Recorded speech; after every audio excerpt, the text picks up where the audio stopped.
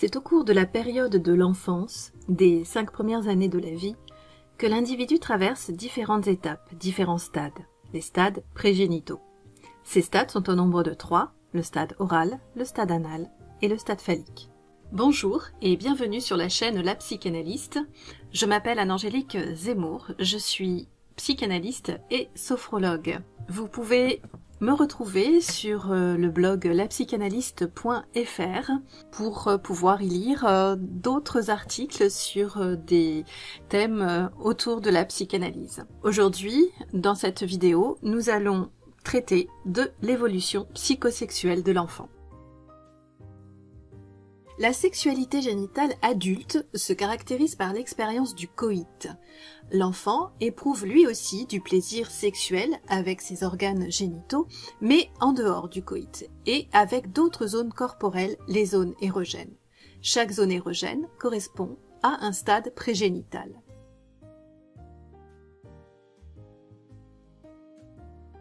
Le stade oral est la première organisation sexuelle que l'enfant connaît. L'oralité concerne la première année de la vie de l'enfant. Le plaisir est principalement apporté par la tétée qui rassasie l'enfant et lui apporte du plaisir par la stimulation de la bouche et de la langue.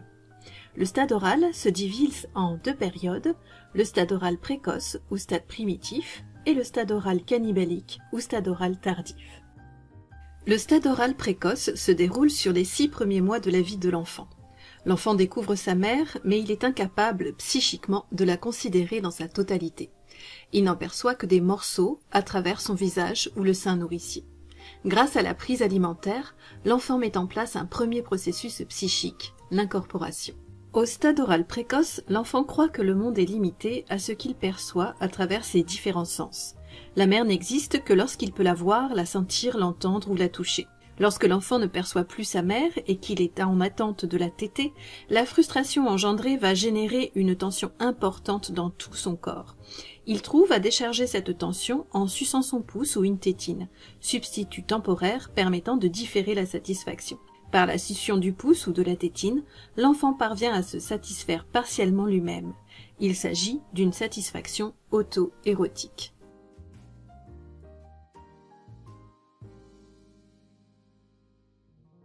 Le stade oral cannibalique ou stade oral tardif succède au stade oral précoce.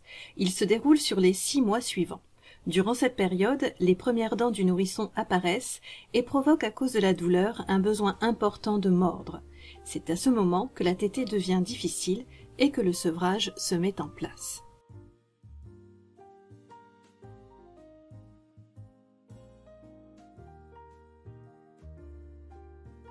Simultanément à cette évolution physiologique, on assiste à une évolution psychique du bébé. Progressivement, il reconnaît pleinement sa mère, personne centrale pour l'enfant, qui se sent rassuré et en sécurité en sa présence. Du fait de cette reconnaissance et de cette distinction que l'enfant opère entre sa mère et les autres, l'enfant peut s'inquiéter lorsque sa mère est absente. Cette inquiétude est caractéristique de ce que l'on appelle l'angoisse du 8e mois.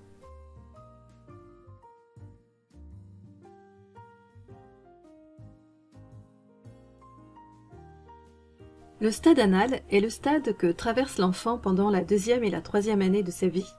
L'enfant apprend la maîtrise de ses sphincters. La zone érogène est déplacée. Le plaisir de l'enfant se situe au niveau de la zone anale dans l'acte de défécation ou de rétention des fesses.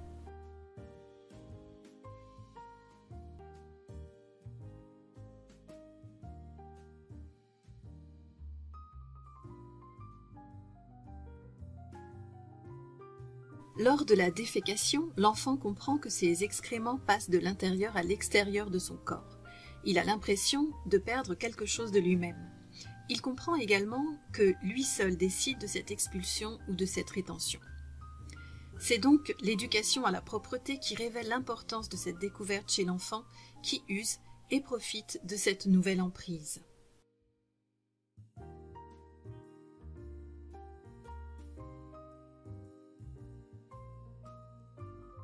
C'est dans l'organisation anale que l'on trouve les premières manifestations sadiques, et c'est la raison pour laquelle ce stade est aussi nommé stade sadique anal. Comme pour le stade oral, il y a 2 temps du stade anal. La première phase est l'étape précoce centrée sur l'expulsion des fesses. La seconde phase est une phase centrée sur la conservation de l'objet excrémentiel.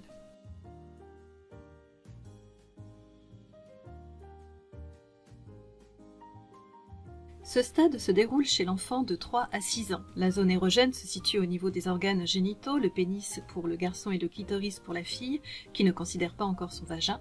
L'enfant découvre la masturbation génitale et ses fantasmes. Le stade phallique est le dernier stade rencontré avant le complexe d'Œdipe. Il est une amorce de celui-ci. Le complexe d'Œdipe est corollaire de l'importance accordée aux organes génitaux. Mais une découverte majeure va perturber cette nouvelle organisation et placer l'enfant dans une problématique douloureuse et angoissante, le complexe de castration. Cette vidéo est maintenant terminée, je vous remercie de l'avoir regardée. N'oubliez pas de vous abonner et je vous dis à très bientôt.